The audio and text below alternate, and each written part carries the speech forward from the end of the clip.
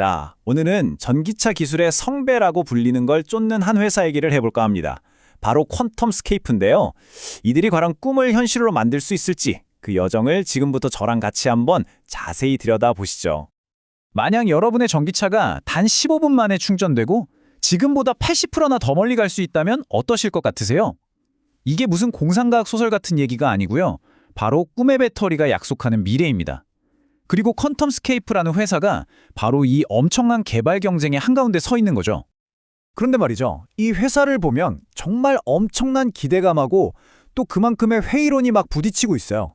그래서 오늘 퀀텀스케이프를 둘러싼 이 뜨거운 기대와 차가운 우려, 그 양면을 한번 제대로 파헤쳐 보려고 합니다. 도대체 뭐가 진짜 이야기일까요? 자, 그럼 먼저 긍정적인 이야기부터 시작해 볼까요? 도대체 왜 많은 사람들이 이 기술이 세상을 바꿀 거라고 믿는 건지 그 이유부터 한번 살펴보겠습니다. 혁신의 핵심, 아주 간단해요. 지금 우리가 쓰는 배터리 안에는 액체, 그러니까 불이 붙을 수 있는 액체 전해질이 들어있거든요. 근데 퀀텀스케이프는 이걸 아예 단단한 고체 세라믹으로 바꿔버리겠다는 거예요. 그러니까 당연히 화재 위험은 줄어들고 에너지 밀도는 확 높아지는 말 그대로 두 마리 토끼를 다 잡는 거죠. 근데 퀀텀스케이프의 진짜 비장의 무기는 따로 있습니다. 바로 이 무음극, 즉 에노드 프리 설계인데요. 이게 뭐냐면 비유를 하자면 이래요. 보통은 주차장을 미리 다 지어넣잖아요. 근데 이건 차가 들어올 때 그 순간에 딱 필요한 만큼만 주차 공간이 짠 하고 생겨나는 거예요. 미리 음극을 만들 필요가 없으니까 공간도 아끼고 비용도 줄이고 과정도 단순해지고 정말 엄청나게 효율적인 방식인 거죠. 자, 이 그래프를 한번 보세요. 그 결과가 얼마나 대단한지 한눈에 보입니다. 저기 왼쪽 아래에 옹기종기 모여있는 게 지금 현재의 배터리 기술 수준이에요. 그런데 저기 오른쪽 위, 완전히 동떨어진 곳에 퀀텀스케이프의 목표점이 찍혀있죠. 이건 뭐냐면 충전 속도랑 에너지 밀도, 이 두 가지 모두에서 아예 차원이 다른 도약을 하겠다는 겁니다. 그야말로 게임 체인저 수준인 거죠. 정리하자면 성능이 이렇습니다. 충전은 15분이면 80%까지 끝나고요. 주행거리는 지금보다 80%나 늘어납니다. 수명도 길어서 1000번을 충전해도 쌩쌩하고 무엇보다 고체니까 화재 위험도 확 줄어들죠. 그러니까 여기서 중요한 건 이게 그냥 조금 좋아지는 수준이 아니라는 거예요. 모든 면에서 그냥 판을 뒤집어 버릴 수 있는 잠재력을 가졌다는 겁니다. 자, 그런데 말입니다. 여기까지 들으면 정말 대단하죠? 근데 가장 중요한 질문이 남았습니다. 그래서 이거 실험실에서만 되는 거 아니야? 실제로 수백만 개씩 대량 생산이 가능하긴 한 거야? 바로 이 질문에 대한 답이 이게 그냥 멋진 아이디어로 끝날지 아니면 세상을 바꾸는 비즈니스가 될지를 결정하는 거죠. 퀀텀스케이프도 당연히 이 질문에 대한 답을 준비하고 있습니다. 바로 생산 로드맵인데요. 크게 두 단계로 나눠져 있어요.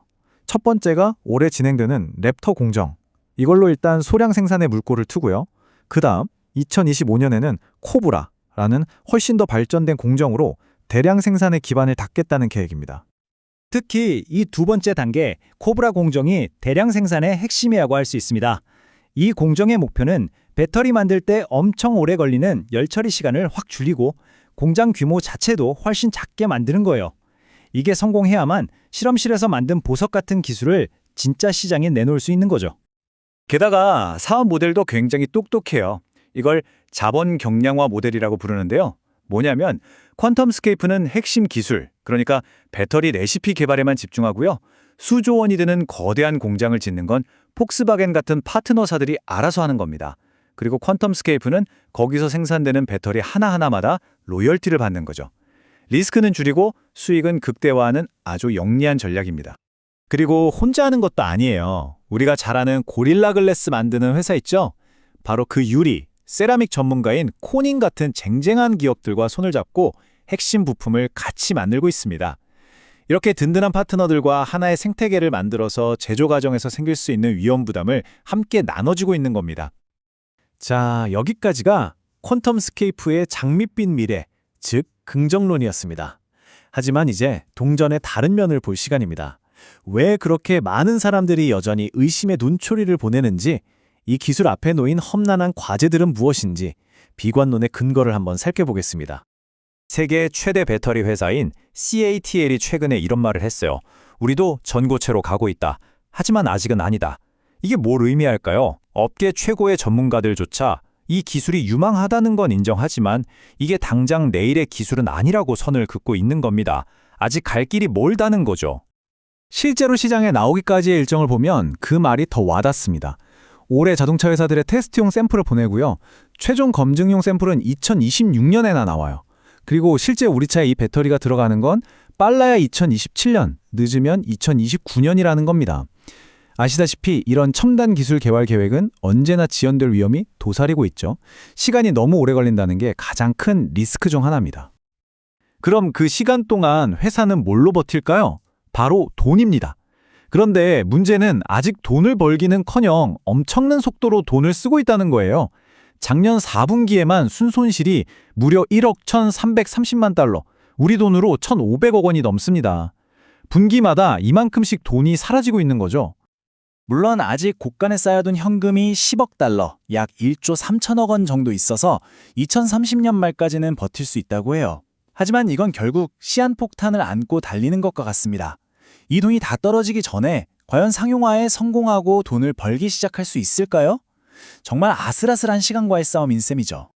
게다가 이경주의 선수도 퀀텀스케이프 혼자만 있는 게 아닙니다. 이 표를 보세요. 삼성 SDI, 토요타, 솔리드 파워, CATL 이름만 들어도 쟁쟁한 글로벌 대기업들이 모두 이 전고체 배터리 개발 경쟁에 뛰어들었습니다. 자금력이나 생산 능력 면에서 퀀텀스케이프와는 비교도 안 되는 거인들이죠. 경쟁이 정말 치열합니다. 자, 그럼 이 희망적인 전망과 냉혹한 현실, 이 두 가지 이야기를 어떻게 정리해야 할까요? 월가의 애널리스트들, 그러니까 전문가들의 의견을 봐도 답이 안 나옵니다. 보시는 것처럼 사라는 사람, 지켜보라는 사람, 팔라는 사람이 거의 비슷해요. 전문가들조차 이 회사의 미래에 대해 합의를 보지 못하고 있다는 뜻이죠. 그만큼 예측이 어렵다는 겁니다. 결국 이 딜레마를 정리하면 이렇습니다. 한쪽에는 세상을 바꿀 혁명적인 기술과 폭스바겐 같은 든든한 파트너가 있죠.